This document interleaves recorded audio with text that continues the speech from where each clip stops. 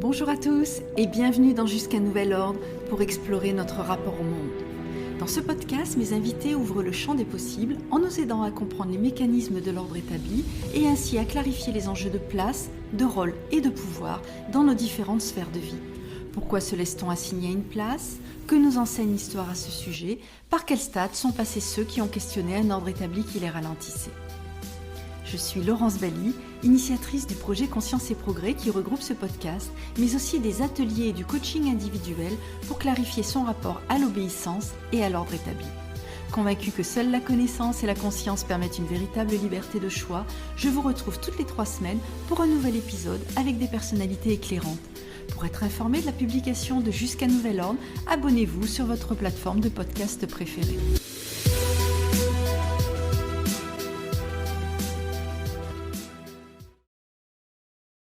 Peut-on concilier loyauté et liberté ? Loyauté à l'héritage de sa famille et liberté d'être soi. Loyauté à un ordre immuable, patiemment transmis de génération en génération et liberté d'accéder à son désir. Quand toute une communauté peut se sentir menacée par le questionnement de l'ordre établi, comment trouver la force d'être soi et de choisir la place et le rôle qui correspondent à nos aspirations les plus profondes ? Le film « Tu choisiras la vie » actuellement à l'affiche nous emmène avec force et subtilité dans l'exploration de ces questions. Une famille juive ultra-orthodoxe se rend chaque année dans une ferme du sud de l'Italie afin d'accomplir une mission sacrée, la récolte des cédrats. L'une des filles, Esther, en pleine remise en cause des contraintes imposées par sa religion, fait la connaissance d'Elio, le propriétaire de la ferme. Et si tout basculait ? On le connaissait en tant qu'acteur, on le découvre en tant que réalisateur de ce très beau film. J'ai le plaisir d'accueillir aujourd'hui Stéphane Fraisse pour explorer les voies d'accès à la liberté lorsque notre héritage familial se mue en prison intérieure. Bonjour Stéphane. Bonjour Laurence. Alors Stéphane, je le disais en introduction, Esther, le personnage principal de votre film, appartient à une famille juive ultra-orthodoxe. Pour bien situer les choses, est-ce que vous pouvez nous préciser brièvement ce qui différencie une famille juive classique d'une famille juive ultra-orthodoxe ? C'est cette rigueur que le quotidien d'une famille orthodoxe euh, impose à ses membres, c'est-à-dire depuis le réveil jusqu'au coucher, euh, le respect de prières, de lois, de règles, de ce qui code ce monde orthodoxe avec rigueur, les commandements de la Torah. Euh, et qui impose à ceux qui vivent dans ces communautés, évidemment, une foi et une conviction totale. Le film, évidemment, aborde le sujet. Qu'est-ce qui se passe quand tout d'un coup, ces mots qu'on répète chaque matin, l'attention d'un Dieu qu'on a fait vivre chaque jour de notre vie, qu'est-ce qui se passe quand ces mots ne pèsent plus rien, quand le mur se fissure? Que fait-on avec ce quotidien et la répétition de ces mots? Donc voilà, la grande différence, c'est ça, parce que finalement, il y a autant d'ailleurs de juifs, de judaïsme que de juifs. En réalité, chacun à sa manière, même à l'intérieur des mondes orthodoxes, de pratiquer, d'interpréter ce quotidien. Le judaïsme plus libéral aujourd'hui prend ses distances, mais reste toujours en contact avec le texte, c'est-à-dire dans sa capacité à le questionner. En D'accord. fait, il y a au centre de tous ces judaïsmes une chose, un texte. Il y en a qui le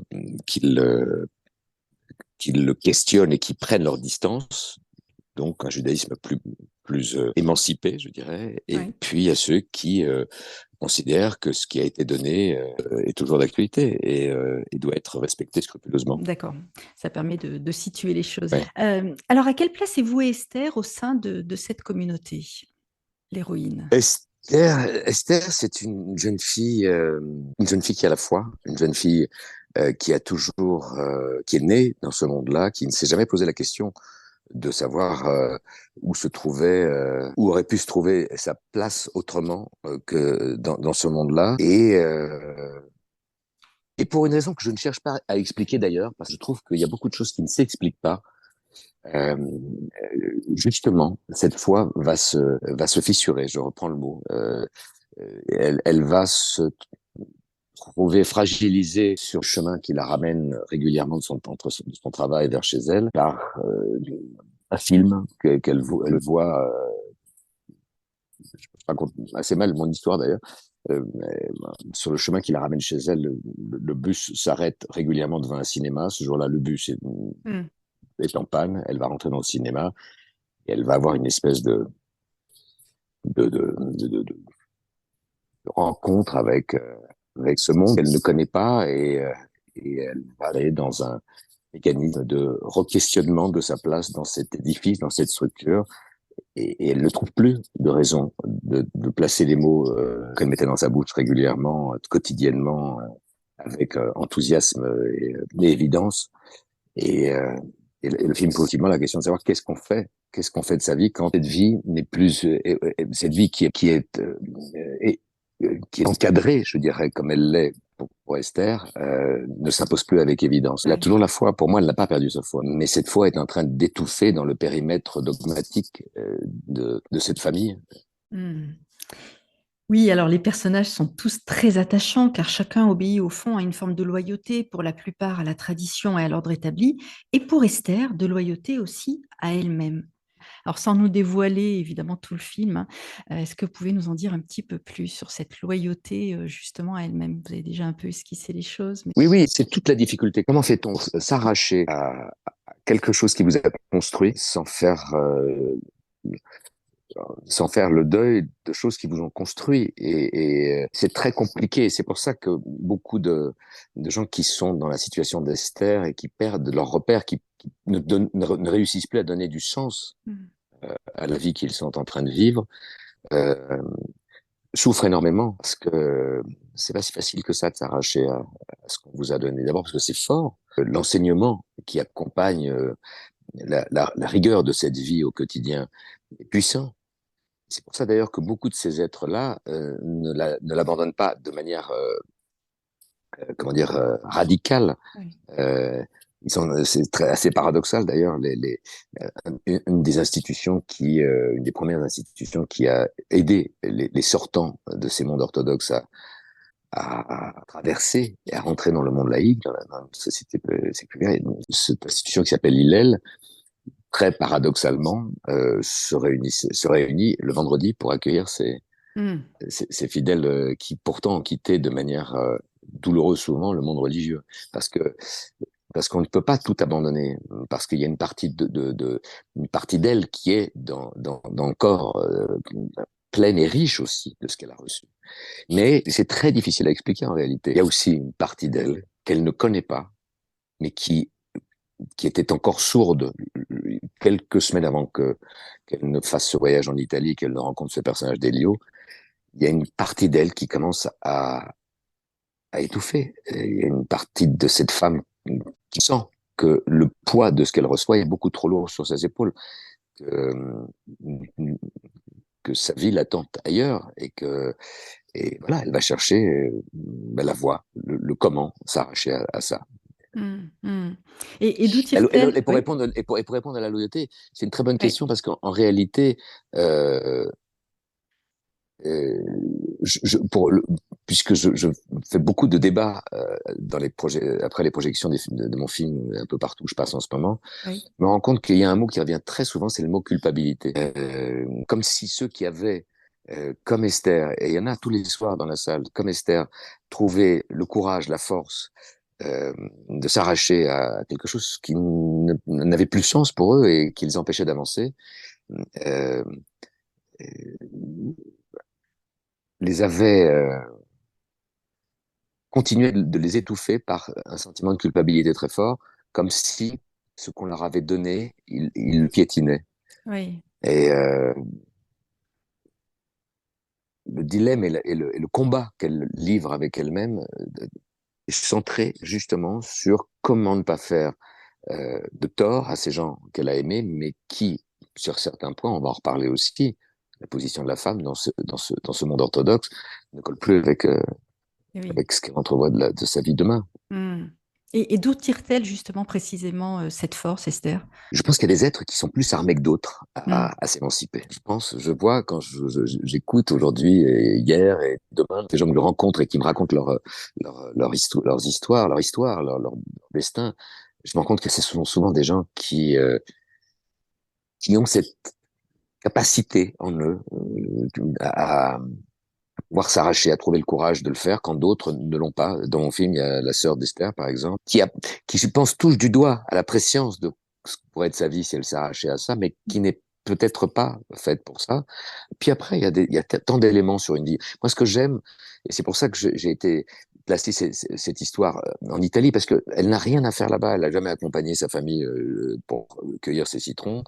Rien ne la pousse à faire ce voyage, sinon cette espèce de pressentiment que ce sera probablement le dernier voyage qu'elle va faire avec sa famille, comme un voyage d'adieu, mais un voyage d'adieu dont personne n'a conscience, puisque personne ne sait qu'elle est en train de sortir de ce monde-là. Et elle va faire ce voyage, donc, et elle va rencontrer un homme qu'elle n'aurait jamais dû rencontrer. Cette rencontre est totalement improbable, et c'est tout ce que j'aime dans la vie. C'est ces moments où vous croisez des êtres, un moment totalement inattendu de votre vie, qui vont, par un mot même, déclencher un, un tremblement de terre à l'intérieur de vous, fissurer toutes vos certitudes, vous donner la force euh, et, de continuer à peut-être une démarche déjà d'émancipation ou de liberté ou de sortie de route Mm. qui vous est seul et qui coûte. Voilà. Et c'est pour ça que je suis très heureux. Parce qu'on parle beaucoup d'Esther pour l'instant, mais évidemment, je pense que vous allez m'y conduire. Il y a un autre personnage. Le film a quand même vocation à être parfaitement universel dans son Oui. rapport à notre question, à la question qu'on doit tous et à tout moment se poser de euh, qu'est-ce qu'on fait de nos vies. Ça ne se pose pas une fois de temps en temps. En fait, c'est ce que j'aimerais, moi, dire à moi-même, qui ai fait ce film et qui l'a écrit, c'est écoute lis ce que tu as écrit.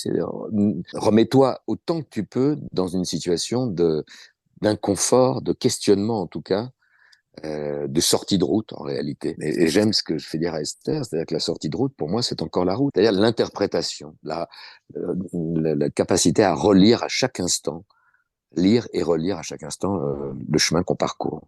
Oui. Et alors, qu'est-ce qui fait à l'inverse que les autres membres de sa famille s'oublient au service d'un ordre immuable?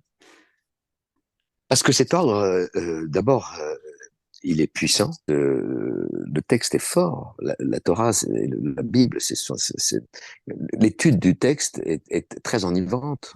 Elle offre pour ceux qui sont les plus fragiles un réconfort, une, j'allais dire une expression que un jour j'ai entendu dire dans une synagogue, un code de la route. Mais il y a quelque chose qui vous structure, qui met des pointillés relativement clairs sur votre voie. Euh, Et il y a toutes sortes d'ailleurs de pratiquants dans ce monde-là. Il y a ceux qui sont nés dans ces mondes-là et ceux qui y reviennent. Ceux qui sont nés, comme Esther, à la fois a été élevé au biberon de la Torah et de la Bible et de ce judaïsme total, mais de mon point de vue aujourd'hui archaïque sur certains points, et puis d'autres qui y sont revenus Mm. parce qu'il y a une faillite à un moment de leur vie, et ceux-là sont alors plein d'une envie de trouver leur place dans ce monde-là qui les rend très, très, je cherche le mot d'ailleurs, c'est le cas de ma mère. Ma mère a été comme ça, en tout cas, qui ne rediscute pas. Oui, j'allais vous demander justement pourquoi avoir choisi cette thématique et surtout cet univers un peu particulier. Donc là, vous venez de commencer à donner un élément de réponse. Donc, votre mère a fait le chemin inverse, c'est ça? Ma mère a fait le chemin inverse, c'est-à-dire que oui, elle ne pratiquait pas du tout sa Oui. religion. Elle s'est arrachée à sa famille, qui, à mon avis, euh,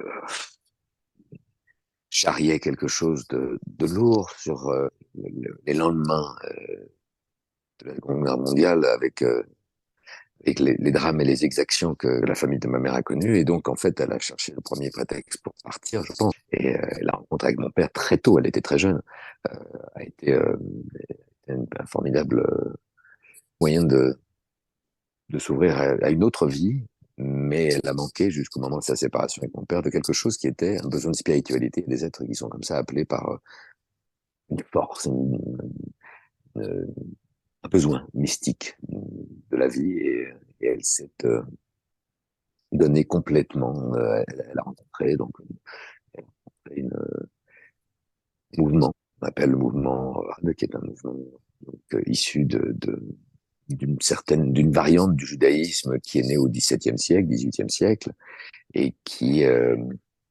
et dont les membres qu'on reconnaît facilement, puisqu'ils sont habillés pour les hommes en noir et blanc avec une barbe et, et des petites choses qui pendent de chaque côté de leur chemise, euh, vont dans le respect très rigoureux des commandements de la Torah. Et donc, en fait, ce qui m'a poussé aussi, qui a été un déclencheur pour moi de faire ce film, c'est que euh, dans ce besoin de respecter au pied et à la lettre le texte, euh, le, la capacité à pouvoir échanger, dialoguer entre nous est devenue de plus en plus compliquée. Le terrain d'échange était de plus en plus étroit et petit, et je me suis aussi probablement de manière inconsciente, en tout cas, dit que ce film aurait été un moyen de recréer un pont, un espace de discussion, une intersection entre nos mondes qui était à ce point différent que, à part l'amour qu'on pouvait se porter, il y avait plus grand chose qui s'échangeait.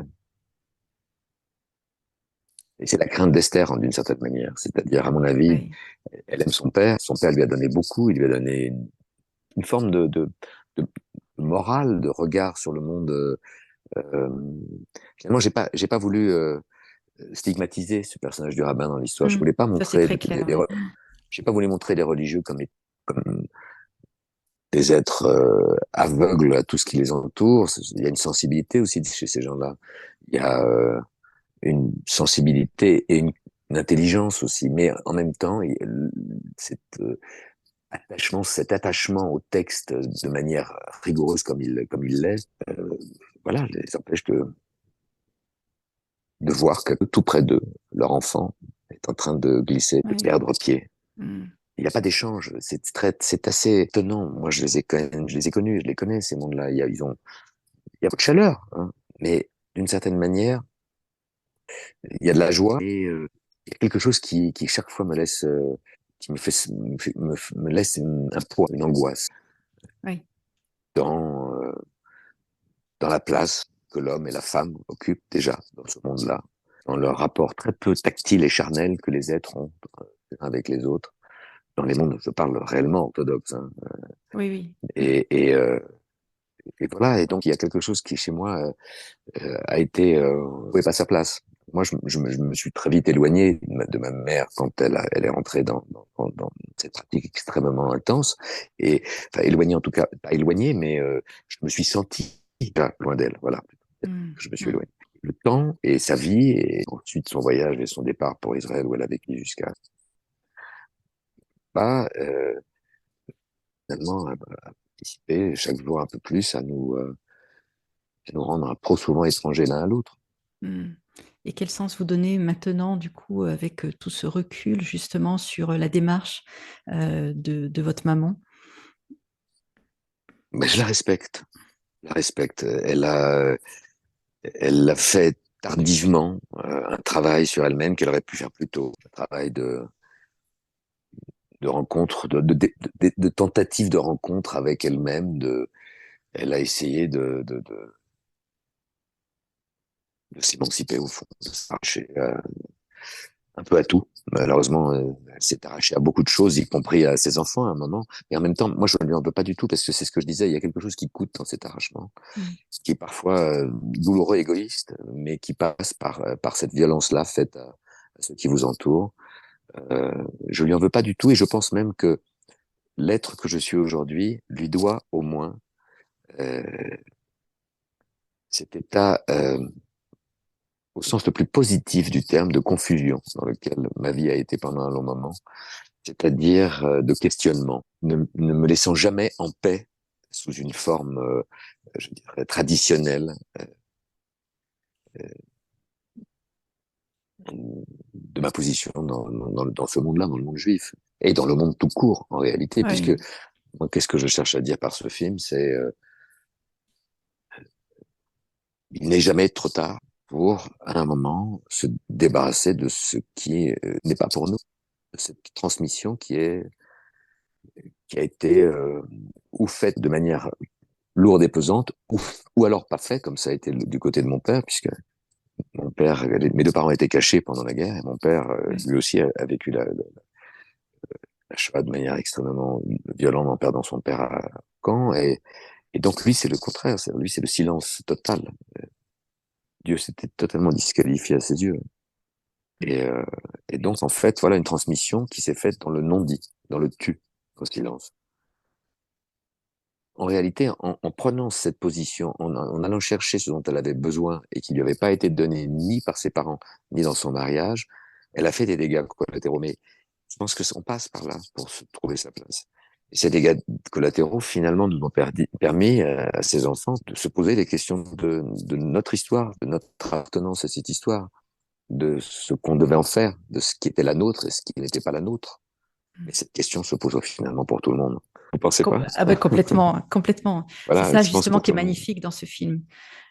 C'est en ça justement que Hmm. ça tend vraiment à l'universel, Parce que effectivement. le personnage, puisqu'on n'en a pas beaucoup parlé encore, mais le personnage d'Elio, qui est un agriculteur, euh, reprend une ferme dans le sud de l'Italie où on fait du citron, c'est-à-dire on fait même pas un produit exceptionnel voilà, il reprend une ferme où essentiellement on cultive depuis des générations et des générations, pas n'importe quel citron, hein, un citron qui est béni par une certaine fête juive.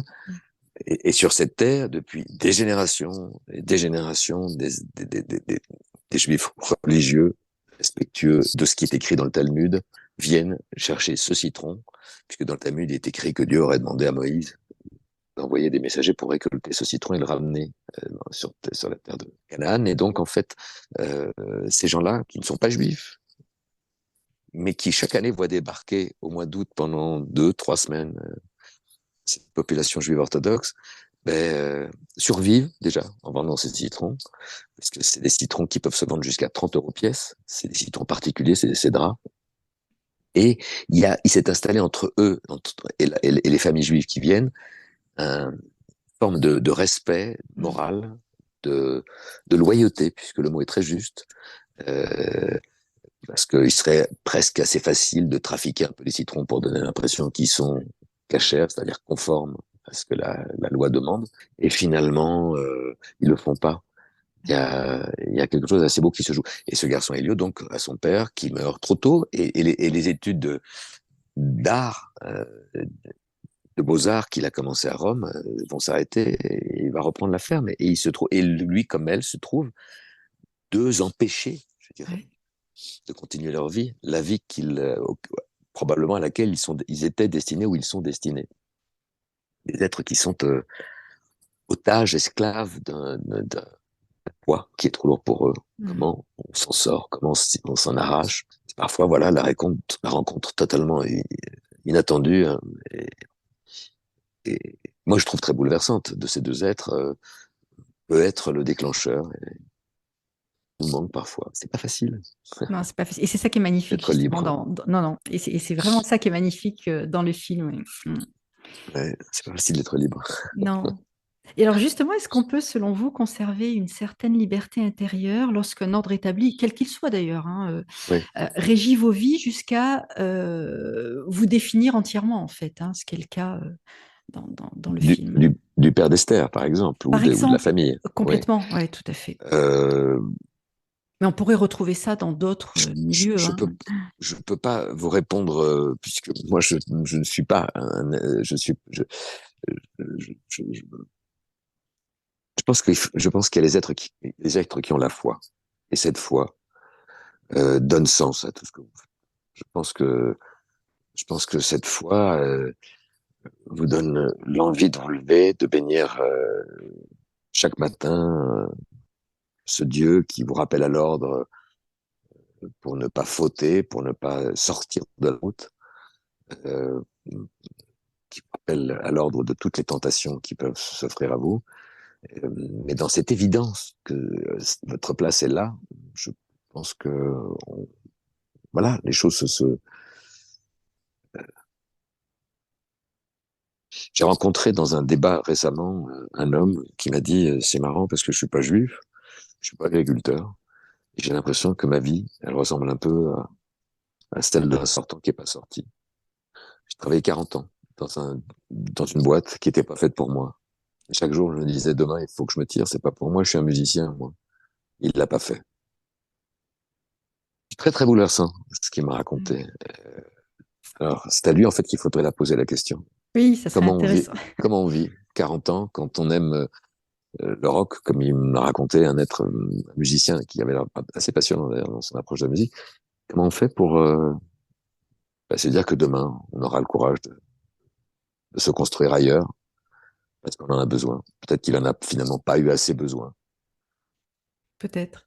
En tous les cas, c'est une Je question sais pas. intéressante et En je tout cas, pense que ouais. ouais. En tout cas, ce qui est très important, moi, j'encourage et je m'encourage à me retrouver dans des milieux qui ne me donnent pas raison tout le temps. Mm. Dans des milieux où je peux entendre des questions qui vont m'interpeller, qui vont me déstabiliser, qui vont me permettre de rafraîchir, de réinventer chaque instant de ma vie. Et, et on le sait, c'est pas ce qu'on fait. On s'entoure essentiellement de gens qui vivent comme nous et nous confortent et nous rassurent dans nos choix. Est-ce qu'on fait les bons choix et comment. Moi, quand j'ai commencé mon métier, c'était évident qu'il fallait que je m'arrache à cette famille qui était trop chargée de choses qu'on m'avait pas données. Moi, à peine que j'étais juif. Enfin, tout ça était bon. Je vous le fais court, mais c'était lourd et tellement non dit que voilà, j'ai fui. Être acteur, c'est rien d'autre que jouer à être un autre. Donc, j'ai passé ma vie à être un autre et d'autre en autre. Je me suis éloigné, mais en fait, je me suis éloigné de quoi? Je ne le savais pas. Mm.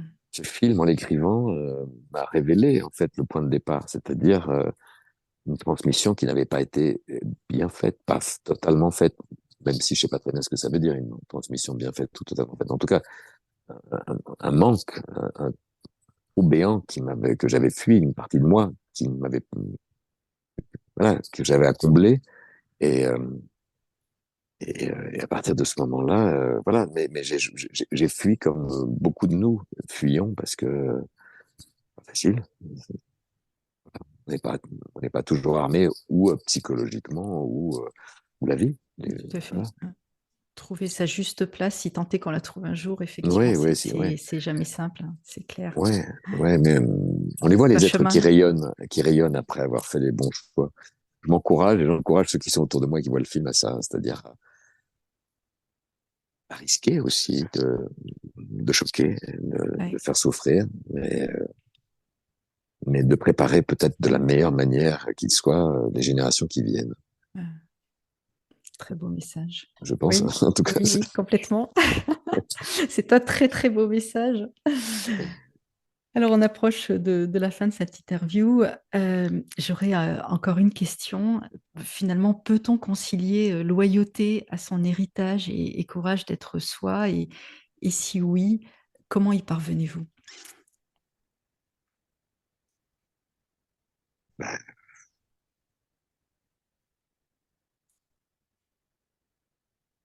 En fait,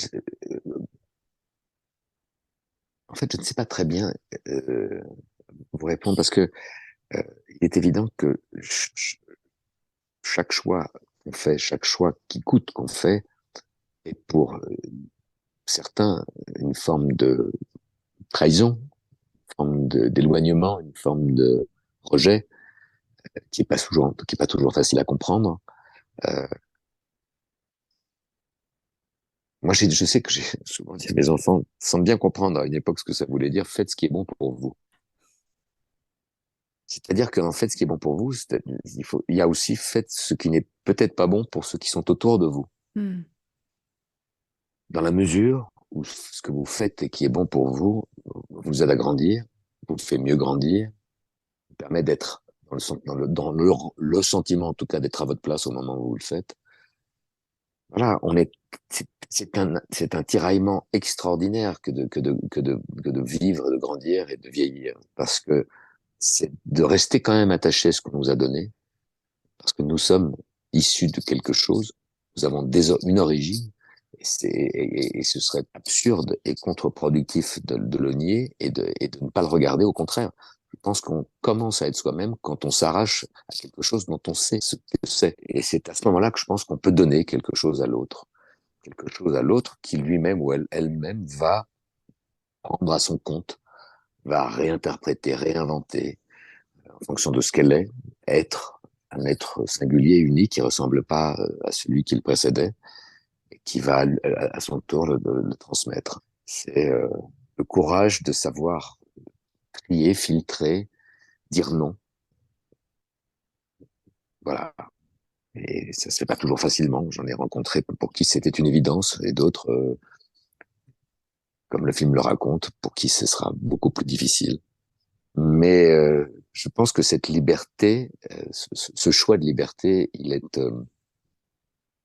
est,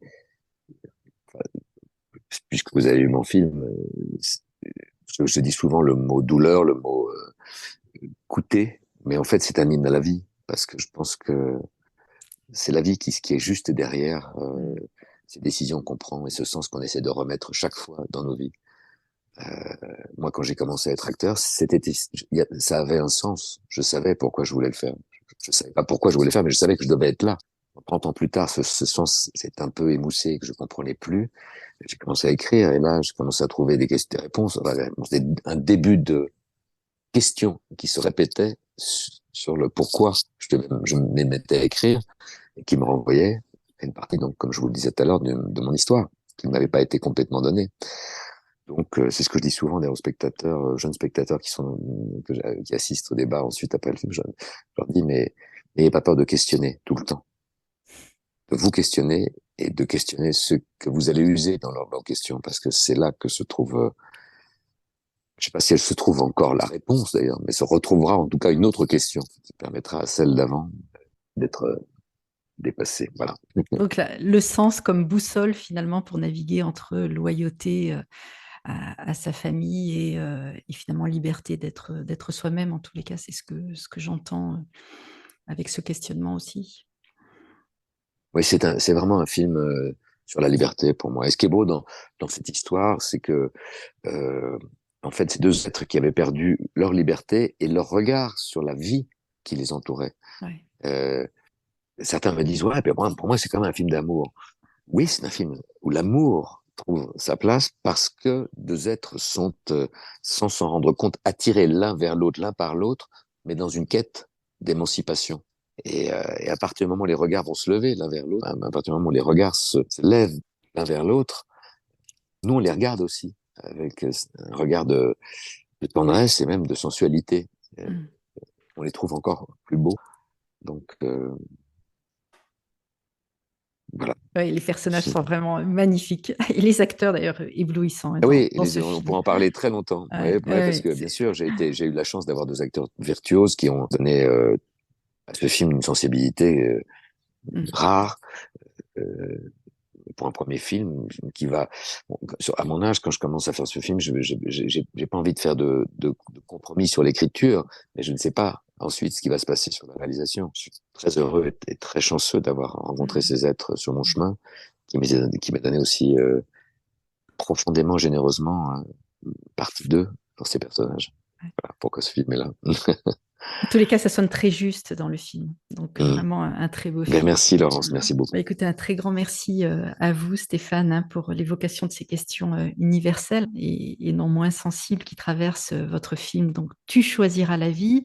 Pour ceux qui n'auraient pas encore vu le film, je ne peux que chaudement vous le recommander. C'est beau, c'est touchant. On le disait, les acteurs sont vraiment éblouissants et surtout, c'est vraiment très inspirant justement pour interroger notre rapport au monde. Donc, vraiment Ouais, notre histoire. et notre histoire, absolument. Ouais. Notre rapport au monde Ouais. à partir de notre histoire. À partir de notre histoire, absolument. Ouais. Un très Merci grand à merci, vous. Stéphane. Merci de m'avoir Et à bientôt. Merci.